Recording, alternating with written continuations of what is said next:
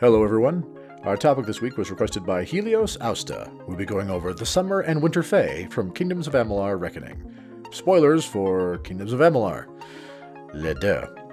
Before we go any further, we wanted to let you know we'll be on a 2-week hiatus starting this Monday. We'll be back to posting videos on Monday, October 5th. For more info, check out our community tab post, which should be up now. On to the video.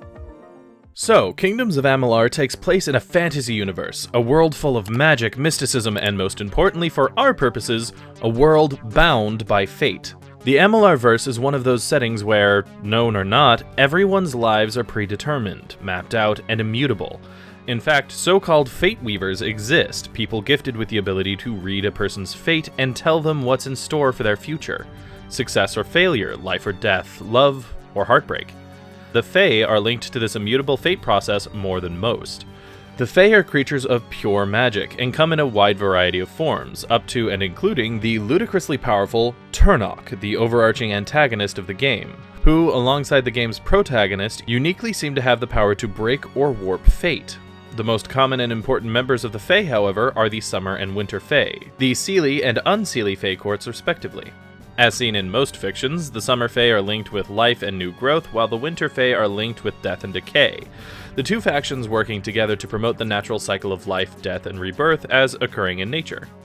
Everything about the Fae courts is cyclical in nature. Both factions follow the will and dictation of the Great Cycle, which is an all-encompassing term representing the passing of the seasons, the passage from life to death, and the recurring themes of history seen in the passing of time. A large reason for this is centered in the very nature of the Fae. Fae are considered to be immortal, though not in the traditional sense. While their natural lifespans are so long that they are effectively immortal, they can in fact die. They can be killed, succumb to disease, even die of old age, etc. However, all Fae originate from another plane, a plane of magic known as Ishara, nestled between the physical and magical realms. All Fae, upon the expiration of their physical form, have their magical essence, their soul, returned to Ishara as part of the Great Cycle and are eventually reborn. The time frame is never specified, though in-game dialogue suggests it varies, conceivably anywhere from weeks to centuries. It's also not entirely clear whether the reborn Fae generally retain the memories of their past lives. As far as we can find, one Fae in particular was around 200 by the time of the game and had only recently begun to regain memories of her past life, and no one else seems to make mention of it. Whether the state of memory is common or an outlier is unknown, but either way, both the Fae and the mortals, collectively called Dustlings by the Fae, consider Fae to be immortal, because one way or another, they always come back. Until the game begins, but more on that shortly. The Winter and Summer courts have always historically worked to promote the continued function of their respective aspects of nature, with Summer Fae nurturing growth and new life in plants, animals, mortals, etc., while the Winter Fae promote the decay of old growth to make way for new, encourage the coming of winter to let nature rest, and later refresh it with water come spring, and etc. The two courts work together in harmony, generally speaking, each understanding the importance of the other in the Great Cycle, but by nature or by choice, destiny seems to hit the Fae especially hard. Fae society functions in a fundamentally different way than mortal society in that commerce isn't really a thing.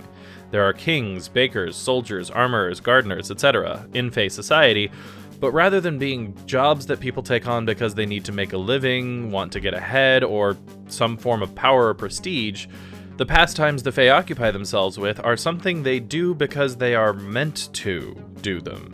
A Fae scholar is a scholar because it is in that Fae's nature to catalog and research and learn. A Fae smith is a smith because it is in that Fae's nature to mold and shape nothing into something. Fae do what they are born to do. Fae society is broken up into several houses, which act as guilds or focuses to various aspects of society. We're only exposed to a handful in the game, with fully half of those houses either in danger of being lost or already being outright destroyed by the time that they are encountered. It's also worth noting that not all Fae life falls under the purview of a specific house, but the reason we bring the houses up is because one house in particular, the House of Ballads, is something of a microcosm of Fae society, particularly the cyclical, never-ending nature of their people.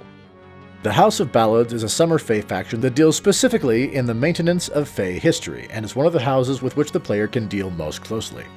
Alongside more general histories, the House of Ballads pays particular attention to the stories of long passed on heroes, their struggles and triumphs, as well as the villains that help shape those stories. So much so that specific fae assume the names and mantles of these past heroes and villains and reenact their stories to the letter, up to and including the deaths of specific players.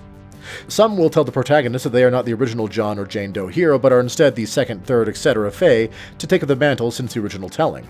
But they nonetheless face the same dangers and reach the same outcomes time and again, season after season, century after century. And considering their nature, it's not outside of the realm of possibility to believe that some or all of these new fae are the originals, brought back through the Great Cycle to repeat the heroic deeds of old.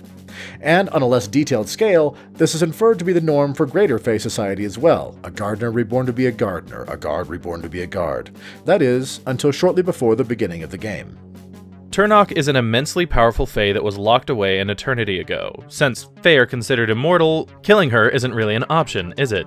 No one remembers why she was sealed away, but it might have something to do with the fact that she has the power to break all the rules of fate and destiny that we've just told you about. The game is an RPG, and as such, instead of a name, the primary character has a title, in this case, the Fateless One. The player is granted this title because you wake up after having died, without any memory, and discover that you, seemingly alone in the world, are not bound by fate, meaning that preordained events have no hold on you. And you can not only change the fates of others, but steal them and empower yourself with their riven destinies. Long story short, it's revealed late in the game that Turnok is the reason you have these powers, and that she gave them to you with the plan that your path would eventually lead you back to her, and that your newfound power could be used to break the seal that has locked her away. It was weakening, as made obvious by all the shenanigans we've mentioned, but she was looking for a final push to get out. Some combination of your existence, the prevalence of a crystal called Prismere, which are essentially manifestations of her power, and her influence on a winter fae named Gadflow, had begun to unravel the nature of fate itself, at least where the fae were concerned, or perhaps more accurately, had sealed the fate of the fae. It's unclear who contacted whom, but at some point, years prior to the game, Gadflow and Turnok made contact, and she promised him power in exchange for freedom. With their prolonged contact eventually driving Gadflow mad, as Turnok had lost her mind due to isolation long since. Using the power she granted him, again despite her imprisonment, Gadflow slew the Winter King, his entire ruling court, and all of their heroes who arose to stop him. He then took control of the Winter Court and began a campaign of death and destruction against the mortal races specifically, and the Summer Court when they interfered, all in the effort to gain enough power to break the seal on Turnok's prison. In order to help facilitate Gadflow's success, Turnok somehow stopped the Winter Fae who opposed Gadflow from reviving as normal, leaving him unopposed within the Winter Court. And again, some combination of all these processes led to the same lack of regeneration in the Summer Fae.